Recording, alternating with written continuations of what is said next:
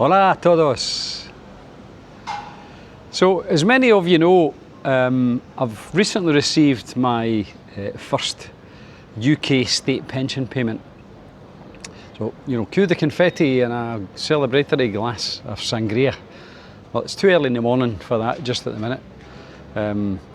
But it got me thinking about just retirement itself. And more specifically, why I decided to call it a day 3.5 years ago at 62 and a half years old.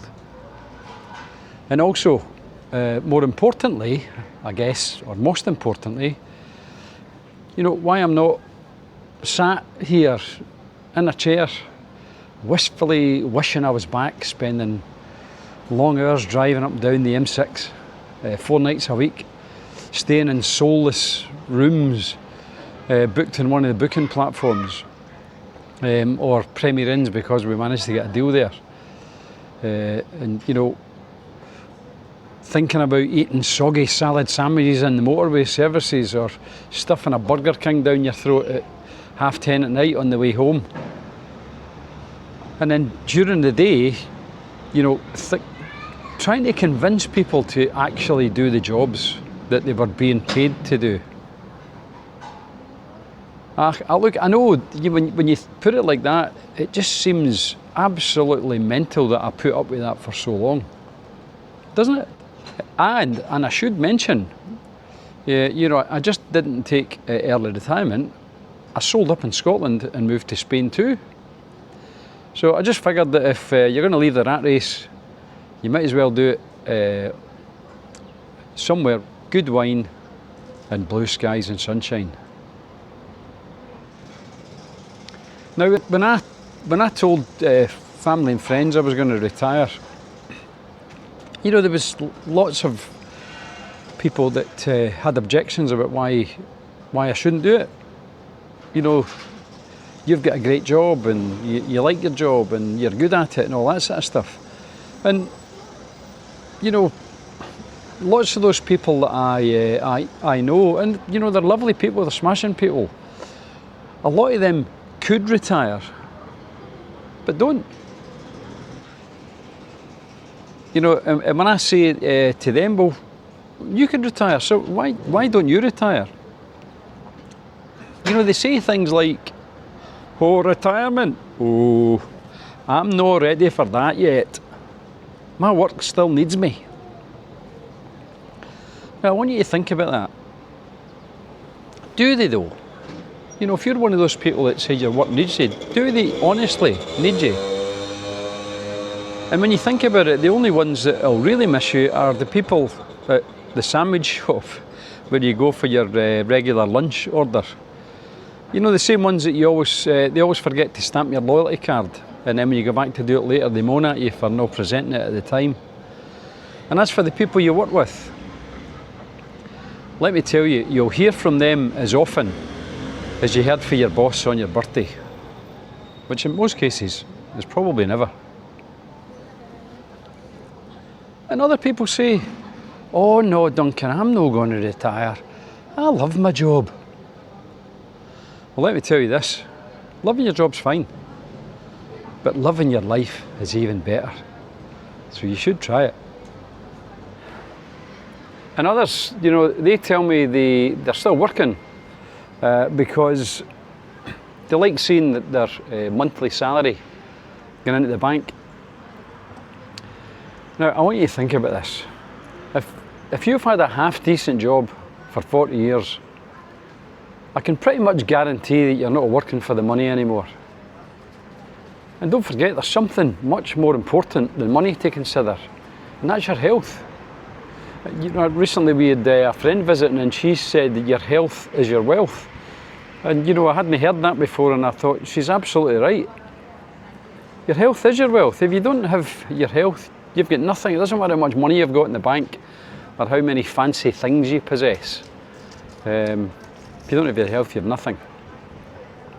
So that's more important than money and your health. And if that goes, no amount of money will matter. So my advice is if you can get out of the rat race, If you can get out of the time for money trap and you're doing it because it's a habit, do it before you're too ill not to enjoy it. Get out while you can still live a life. As well as that, you know, you're probably just growing a pot of money that you're going to leave to your kids when you're gone. You know, and your kids will love you for that, and you know, they'll probably spend it on foreign holidays or resin driveways or marble worktops for the kitchen. Not to mention that there's a possibility that you could be leaving it to some weird or odd, wacky son or daughter-in-law for them to use it for their next odd business startup idea. You know, the next big thing that everybody needs, like glow-in-the-dark earplugs or something like that, I don't know. But they could waste all your hard-earned money on that. Is that what you really want? So, I said, and I spoke to my wife about it, and we agreed it was time to retire and time to learn to ski. Now, I don't mean ski as in physically going and getting skiing lessons and chucking myself down a mountainside. I'm talking about ski, S-K-I. So we're learning to ski. We're learning to spend the kids' inheritance. Now, a lot of people say that's selfish. I don't, you know, but for the most part, your kids won't need the money. And if you really want to help your kids, do it now. Do it now while you're alive, while we're still around to see them enjoy it. Don't wait until you're gone and then they're too sad to enjoy it properly. So help your kids now and learn how to ski. Your kids will cope in the future. Trust me, kids are resilient. You know, when people say, what about those great times you had over the years in your job? Now, when I told people I was retiring and moving to Spain, you think I'd just quit as James Bond or something? You know, Duncan, you're really good at your job. You know, I wasn't an astronaut. I wasn't flying fighter jets. I was a regional manager in the motor trade, and then, you know, for quite a few years I was self-employed consultant in the motor trade. And that meant I spent most of my time driving up and down the country, staying away from home, dealing with spreadsheets and email chains and catch-up meetings about meetings that made me absolutely look forward to root canal surgery. Let's be real. In my job, I was well paid for it, but for the most part, I was trying to help people who 9 times out of 10 didn't really want the help. Most of them were only in the room because somebody had told them to be there. Now, if I'd wanted that vibe, I'd have worked in a detention centre, or I'd have become a prison warden if I was looking for a captive audience.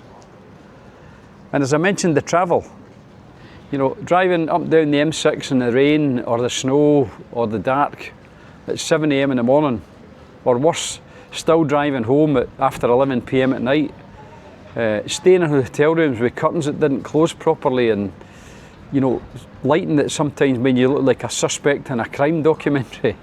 Aye, living the dream right enough, Duncan. I could see, you know, I don't see why you would want to give that up. So that got me to thinking about, you know, the trade-offs of retirement, you know, the big lifestyle shift. So what did I swap it all for? Well, now I've got peace. I've got quiet. I've got long breakfasts, I've got sunshine. Look all around me, I've got sunshine every day. And I've actually developed a really healthy relationship with my shorts and flip-flops. I hardly ever wear anything else. You know, we're very happy together. Now, don't get me wrong, I liked certain aspects of my job, and I turned up early to prepare. I was professional, I gave it 100%, and I did try to make a difference when I could. But, you know, let's be honest, life's a conveyor belt that we all get used to. We learn to be a human. We follow rules, we go to school, We get a job, we work hard, we get a mortgage, and then we get a better job. We earn more money and we get a bigger mortgage. And we're just taught to get in that hamster wheel and just keep running as fast as we possibly can for as long as we possibly can. Then at work there's, you know, endless meetings, there's targets, there's deadlines, there's performance reviews. And then someone tells you that retirement is the end credits of your life. You're moving into the last phase of your life.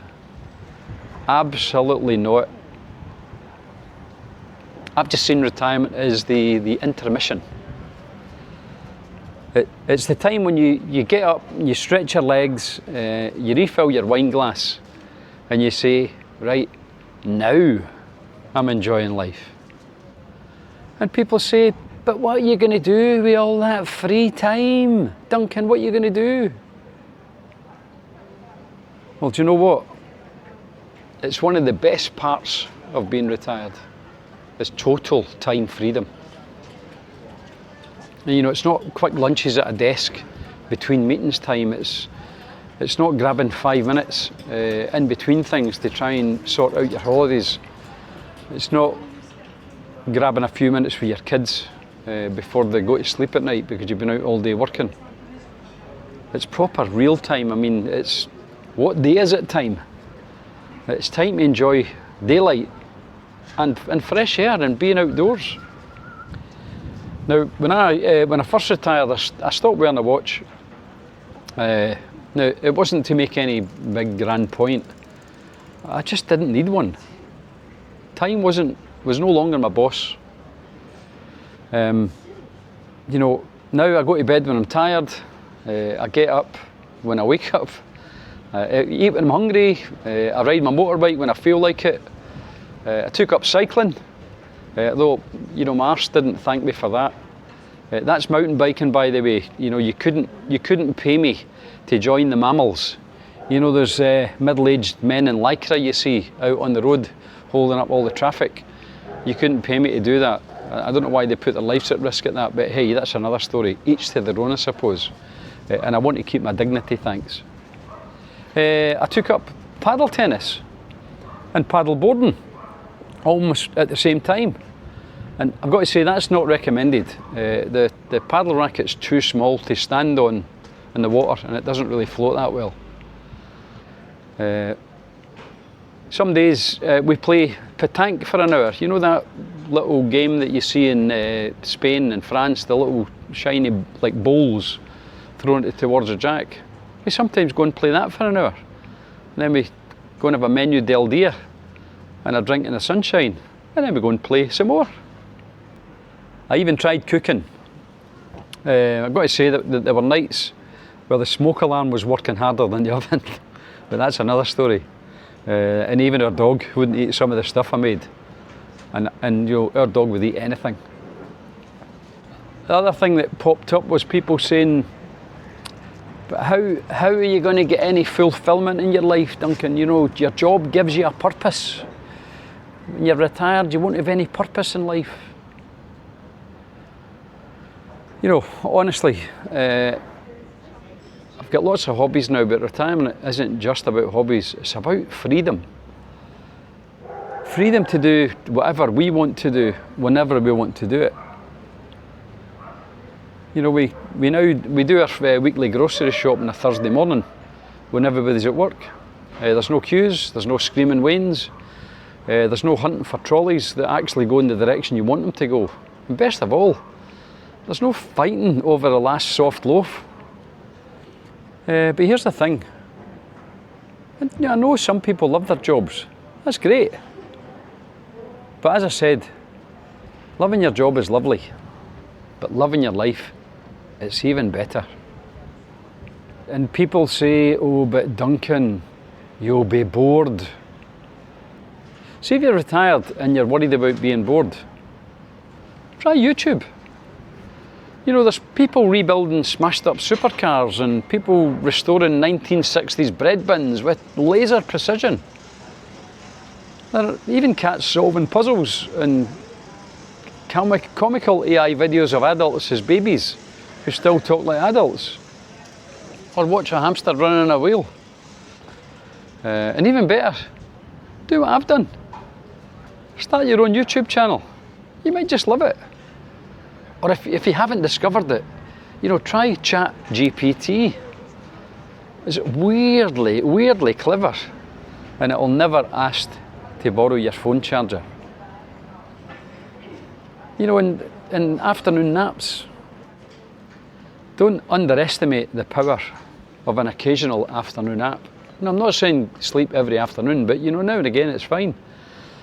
A wee afternoon nap is like hitting Control Alt Delete on your soul. You know, you wake up refreshed and relaxed and somehow hungry when you weren't hungry before.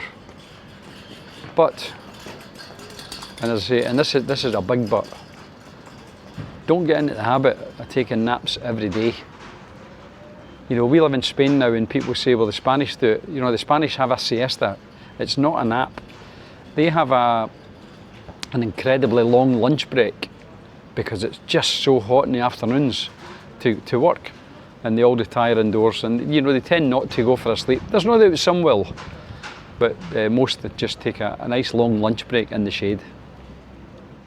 And what about that old chestnut that people have said to me, but Duncan, you know, I can't retire. My company needs me. Well, here's what I think about that. If the whole business can't run without you, that's not a job. That's a hostage situation. And if that's you, let me know in the comments. I'll send help to get you out of that situation. And remember, if anything unfortunate did happen to you, your job will be advertised on Indeed or LinkedIn before your office chair is even cold. And that's the harsh reality of it. That's how much your job needs you. So let me bring this one to a close. Just reflect on some of the stuff about retirement. You know, retirement isn't quitting. Retirement's leveling up. It's you stop being payroll number 32795 and start being a full-time human again. And you know, the first thing you learned when you were away was to learn how to be a human. Now you get to do that full-time. You say no to the rat race and yes to walks and naps and books and sunshine and not knowing what day it is and just loving every minute of that. So 3.5 years in, what's the verdict? Well, personally, I have no regrets, not even close. The only thing I do miss is my Indian curries at night and a cold beer after a long hard day at work. But the reality is I can do that anytime now. So if you're nearing retirement or already past your retirement age, ask yourself, and really ask yourself, what are you hanging on for? Is it really passion? Do you really love it? Does your job really need you? Or is it just a habit? Because real joy, the real meaning of life, you know, it's out here. Embrace it, probably in your shorts and your flip-flops. So if you've already retired, you know, tell me in the comments what surprised you most about it. And if you're still deciding, there's no rush. But, you know, don't wait so long that you end up dying at your desk during a meeting about printer paper costing too much while your boss buys himself a new expensive car or a bigger house. Retirement is freedom, total freedom, and you've earned every minute of it. So thanks for watching, and if this video doesn't make you click on the subscribe button, I don't know what will. So click on subscribe, it's completely free. Share the video with maybe others that you know in a similar position. And remember, life begins when your Outlook calendar reminders end. We'll see you in the next video. Hasta luego.